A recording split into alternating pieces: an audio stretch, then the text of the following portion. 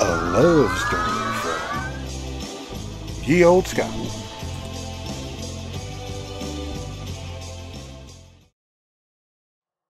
The Tale of Froach and Maeve.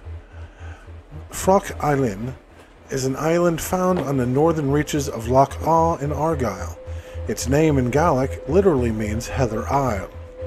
Now, although it is more likely that it got its name from the Celtic hero Froach, for it is here that a story unfolds about the love-struck warrior Froach MacFidich of the Sharp Blades, who was a handsome warrior. Now, his hair was said to be black, fine and glossy like raven's plumage, smoothed on the snow. His heart beat solely for one true love, Find Aber, the daughter of Maeve, a beautiful maiden with golden hair. Now, alas, Maeve also loved the dark-haired hero, and her jealousy soon turned to an all-consuming hatred. Then hatred turned to vengeance, and before long she was plotting his demise. Now, on Froach Island was a rowan tree, but this was no ordinary rowan tree. Its fruit was said to restore youth through the age and to satisfy hunger for 3 days at a time. Now, however, at the foot of a tree lay a fierce she-dragon, coiled around the tree's trunk. Now, the she-dragon's sole purpose was to shield the tree from those who would steal the precious berries. Knowing of the dragon, Maeve hatched a treacherous plan. She feigned an illness and then sent for Froach. She entreated him that she would die unless he alone could pluck for her a handful of the fruit from the cold lake in the rowan tree. He set off at once, swimming across the icy waters to the island. Using all his stealth, he evaded the dragon and harvested the luscious berries. Now imagine Maeve's fury when Froach returned unscathed. So she set about her scheming once more, and alas, she was still ill.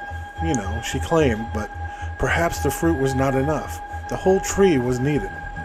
So she needed it torn from its roots. So she told her lover, and now what lover would not travel to the ends of the earth to spare their sweetheart's pain of losing a loved one? So Froach did. Once more he dived into the cold water of the loch, and once more he evaded the sleeping beast, and it seemed that he had achieved the impossible, but the weight of the tree slowed the swimmer down, and he had broken the ancient taboo and cut the tree. So before he made it to shore, the dragoness awoke. She plunged into the water in a fury, and soon had the warrior clamped between her jaws. With no weapon to defend himself, the water turned red. The fine Aber was anxiously watching from the shore, and seeing her lover's distress, threw him her golden knife, and he plunged the blade into the beast. Alas, it was too late though. Both Froach and the dragoness fell dead on the shore of the bare stones. Grasping her true love in her arms, fine Aber wailed a wretched lament, but her grief was too great. Sinking to the bosom of her handsome lover, her heart gave out, and she died.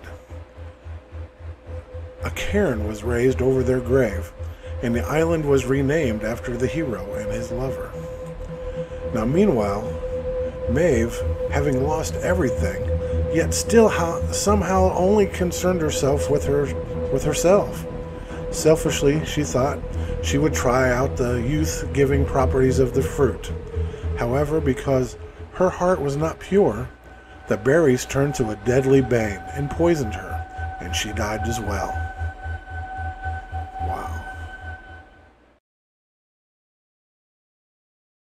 You have seen content from Ye Olde Scot before, but this is special.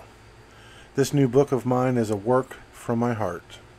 So please watch the video. It is my hope that you'll buy the book and love it as much as I do. And thank you for watching Ye Olde Scot. The West Highland Way in Scotland is a hiking dream for Jamie MacDonald and his daughter Niamh.